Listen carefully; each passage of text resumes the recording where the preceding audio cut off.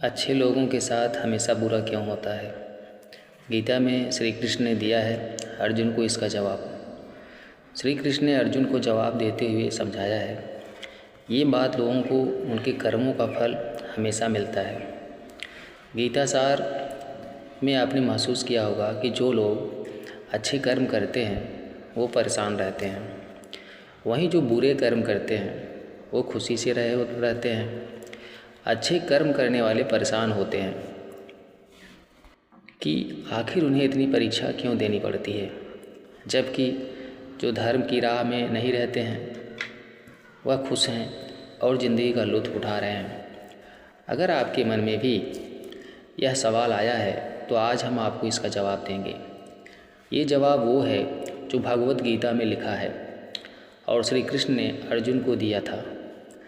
भागवत गीता में वर्णित कथा के अनुसार जब भी अर्जुन के मन में कोई दुविधा होती थी तो वह श्री कृष्ण के पास पहुंच जाते थे।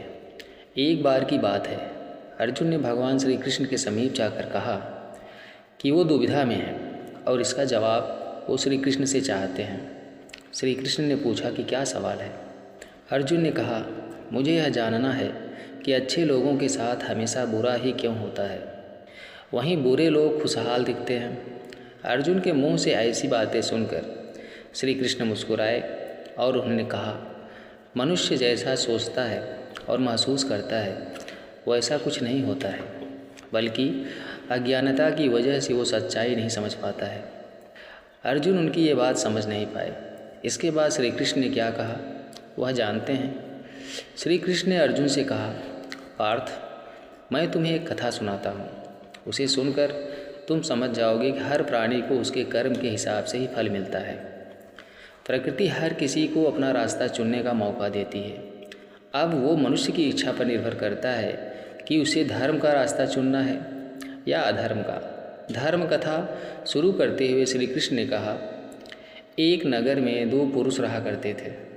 एक पुरुष व्यापारी था जिसके जीवन में धर्म की बहुत महत्व थी। वह पूजा पाठ में यकीन रखता था। वह हर रोज़ मंदिर जाता था और दान धर्म भी करता था और हर रोज़ भगवान की पूजा करता था। वहीं दूसरा पुरुष बिल्कुल विपरीत था। वह हर रोज़ मंदिर तो जाता था लेकिन पूजा करने नहीं, बल्कि मंदिर के बाहर से जूते चप्पल चुराने। उसे दान और धर्म से कोई लेना देना नहीं था। समय बीतता गया और एक दिन बहुत ज़ोर की बारिश हो रही थी। इस वजह से मंदिर में पुजारी के अलावा कोई नहीं था। ये बात जब दूसरे पुरुष को पता चली तो उसने कहा कि ये सही मौका है मंदिर का धन चुराने का। पंडित से नज़र बचाकर उसने मंदिर का सारा धन चुरा लिया। इस समय धर्म कर्म में विश्वास रखने वाला व्यक्ति भी मंदिर पहुंचा। दुर्भाग्य से मंदिर के पुजारी ने उसे ही चोर समझ लिया और चिल्लाने लगा। वहाँ लोग एकत्र हो गए और उसे बहुत मारा। किसी तरह वो बचते बचते वहाँ से निकला तो दुर्भाग्य से उसका साथ वहाँ भी नहीं छोड़ा। मंदिर के बाहर वो एक गाड़ी से टकरा गया और घायल हो गया। फिर वो व्यापारी लगड़ाते हुए घर जाने लगा तो रास्ते में उसकी मुलाकात उस पुरुष से हुई जिसने मंदिर से धन चुराया था। उसने कहा, आज तो मेरी किस्मत चमक गई, एक साथ इतना सारा धन मिल गया। यह सब देखकर उसे बहुत बुरा लगा और उसने अपने घर से भगवान की सारी तस्वीर निकाल दी। कुछ सालों बाद दोनों पुरुषों की मृत्यु हो गई। मृत्यु हो जाने के बाद जब दोनों यमराज की सभा में पहुँचे और भले पुरुष ने दूसरे व्यक्ति को देखा तो उसे बहुत गुस्सा आया। उसने क्रोधित होकर यमराज से पूछ ही लिया, मैं तो हमेशा अच्छे कर्म करता था, दान में विश्वास रखता था, उसके बदले जीवन भर मुझे अपमान और दर्द ही मिला है, और इस व्यक्ति को नोटों से भरी पतली, आखिर ऐसा भेदभाव क्यों? इस पर यमराज ने कहा, पुत्र, तुम गलत समझ रहे हो। जिस दिन तुम्हारी गाड़ी से टक्कर हुई थी वह दिन तुम्हारे जीवन का आखिरी दिन था, परंतु तुम्हारे अच्छे कर्मों की वजह से तुम्हारी मौत सिर्फ एक छोटी सी चोट में बदल गई।